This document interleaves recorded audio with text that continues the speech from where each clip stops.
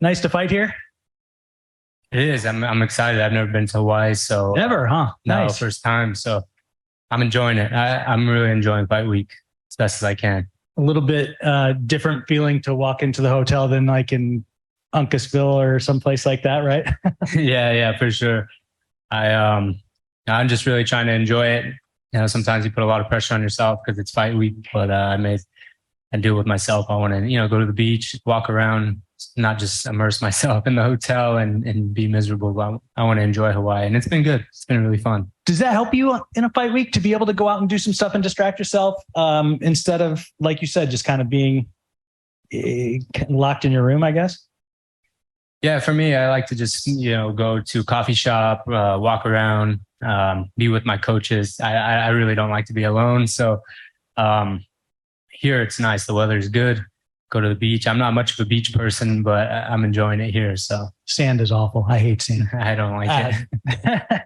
Talk to me about opponent change the week of the fight. That's obviously never a great thing, I would presume. But when did you find out? Were you already here or had you not left yet? No, I found out like on a Thursday. I was at swim class with my son and I got a call from Ali and I immediately knew it was going to be something. And he just said, the first words I said was, the auto is out, right? And he's like, yeah. And I said, okay, well, yes, to whoever you're going to ask me to fight, because it's pretty much my answer all the time. Yes. And I immediately sent it to Greg and Brandon and we went to work. How much more important was it to you to make sure that you had an opponent, given that, you had such great momentum before that last fight, and then to have it shut down by an injury, the way things went, if you would have had to not be able to have a fight this week and not be able to get that feeling of getting a win again and had to wait a few months, how much would that have sucked, I guess? It would have sucked for sure, but I would have adjusted. But I just called Ali when I got cleared with my shoulder. I said, I want to fight as soon as possible, that I can fight in April. And I've been in training camp and, even after the surgery, I didn't really take much time off. I was straight into rehab and lifting weights, eating good. So I feel like I've been in camp since my surgery. I didn't take a time to get fat and just, as a vacation. I really, rested and worked out. But it would have sucked to not be able to fight. I love doing this. And I'm really happy that Rodriguez stepped in and it's a tough opponent. I'm not taking him very lightly. He's a southpaw. He's under Matt Serra and I believe Ray Longo. Those guys are great coaches. And I'm not a guy to take anything for granted. I've lost in this game. I've been humbled. And we're not taking this guy lightly. But I've fought southpaws and I have, I've finished a lot of the southpaws, John De Jesus and Aiden Lee. So we quickly went with the coaches and reviewed our notes and we're ready. Is there something that's, I guess maybe almost like a shot of adrenaline when you are in a situation like this, when you say, all right, here we are, we get 8 days to prep for this guy instead of 8 weeks. Can you turn that into a positive and not be looking at it as a nuisance to have to scrap everything that you thought about in camp in terms of maybe a game plan and figure out what you're going to do with this guy on such short notice? Yeah, but I'm really happy. I fought Adley Edwards on a week's notice. So I've been in this position before. And one thing that I think is really good about the coaches that I have, I've been with them for going on 9 fights. So we have so many notes, whether it be southpaws, crazy strikers, guys on the ground. And that's the beauty of having a striking coach like Brandon. Just go back to the notes, figure out what his tendencies are and study. I don't really put too much, emotional value on anything. I just have to go out there and fight. Simple as that. Aaron, obviously you just spoke of your excellent coaching crew. You're no stranger to working with high-level talents. You're a pro. You've got plenty of skills to build on.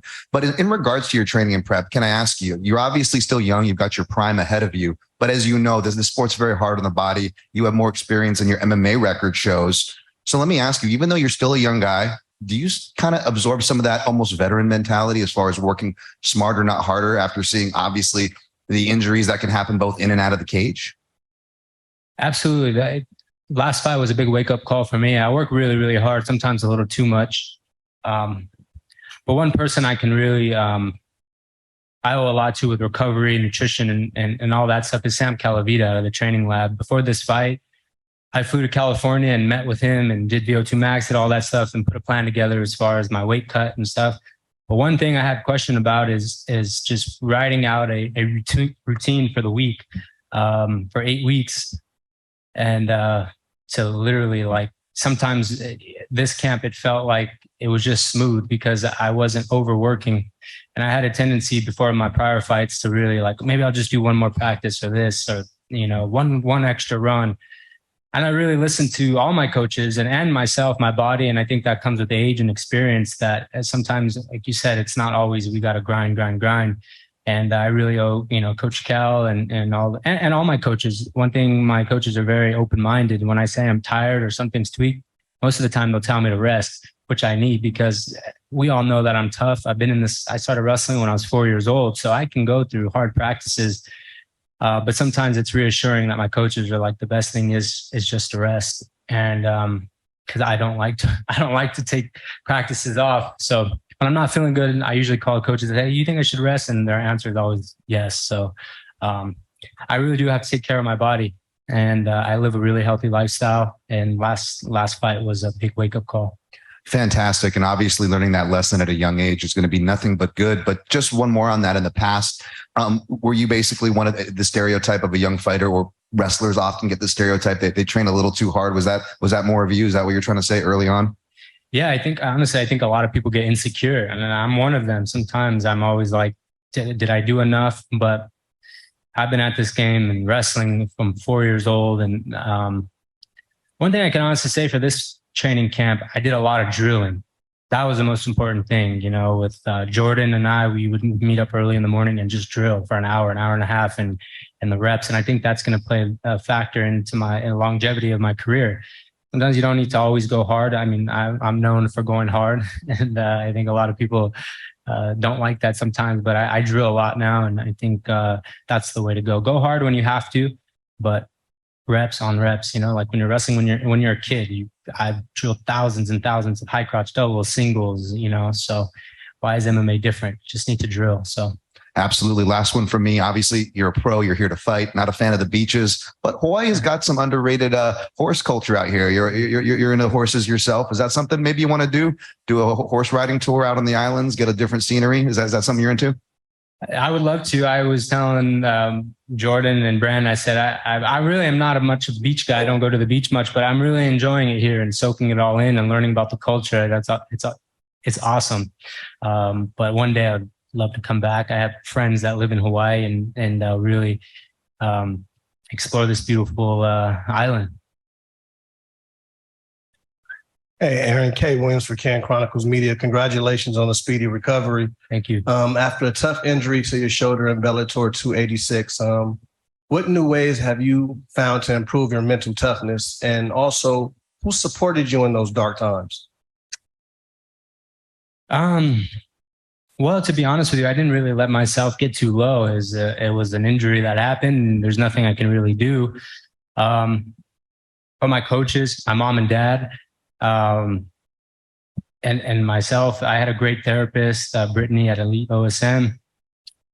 I didn't really feel too much. I didn't feel sorry for myself. I said I asked the doctor, I said, when can I come back? He said, you'll probably be back 4.5 months, maybe 6 months. Then I just went to work. I didn't really feel I didn't really have any dark time that feeling sorry for yourself at the end of the day. Let's just be honest. Nobody really cares. It's just that simple. And I just got to work.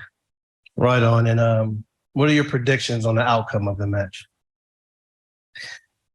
Well, I have to be very disciplined in this fight. He's a check hooker. He throws a lot of wild kicks, but I have to, I just can't get greedy in the fight. I have to pick my spots. I punch very, very hard. I don't think he's ever fought a guy that's hit as hard as me.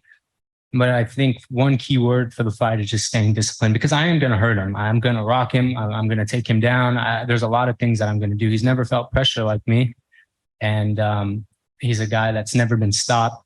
He's a veteran. He just kind of survives. But I just got to listen and not get greedy. And I think it's going to be a great night for our team. Good luck out there and welcome back. Thank you, sir. Tom? Hey, Aaron, Tom Clark over at TFCIV MMA. I know you're not overlooking your opponent here, but you were on quite the win streak before this. The champion in your division is going down to 135, as we all know. After this fight, if you do get the win, what do you see next? I mean, would you love to rematch your last fight and try and do it without the injury, or what are you looking to do after this, man, with the win on Saturday night? With the win on Saturday night, I feel that I want to fight Jeremy Kennedy. There's nobody else I want to. That will be my next fight. It's Jeremy. But I'm not, like I said, I'm not looking past this guy. Champion went down to 135. I feel it would suck for the 145 division to be held up. Let's just be honest. There's so much talent there. There's so many young guys. To be held up for a year or 2 years, I just think would really suck for us all. If there's an opportunity for a vacant title to fight Jeremy Kennedy, I think that makes the most sense. And when Patricio ready to come back up, I'll be more than happy to welcome him back to the division. Jake? Hey, Aaron, training out of New Mexico and going up against a short notice opponent training at Longo Weidman, how do you think your two gyms stack up against each other, and what energy are you bringing into the fight? I haven't really thought about comparing gyms, but I can speak on Longo, Weidman. All those guys are honestly veterans, and they've been around the sport a long time. I have nothing but respect for them. I don't want to go into, a pissing contest and say who's better. But for me, I love my coaches, and they've been around the game a long time. Brandon's been with many champions. Coach Greg's been with a lot of guys, and I'm very comfortable with the team I have, and that's reassuring for me going into the cage. Mike? Hey, Aaron, don't want to talk about, what could have happened, obviously, if you don't get injured, but we know the role that you had been on coming into that fight. Now coming into this fight, short notice opponent, you talked about all that, but what is the message you're sending not only to the division, but to the world that will be watching, and really to yourself as you look to get right back into, being the absolute best in the world? Last fight, I don't really look at it as a loss, and I don't think anybody else is. For me, I'm still on a 6-fight win streak. This last fight, it just was a freak accident. And I just got to keep going. I mean, there's nothing. It's not like I got ground and pounded and just outclassed for 3 rounds. My shoulder was out in the first 30 seconds. I survived, and I would have kept fighting. People kept asking me, "Oh, do you think you could have won?" Absolutely, I could have still won with my shoulder. At that point, I wasn't worried. Winning was more important than the injury, and that's the way that I was looking at it. But I just didn't get the opportunity for the second round, and I really truly felt I could have still won.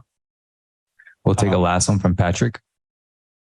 Hey, Aaron, how we doing? Everything good? Everything's good. Good to hear.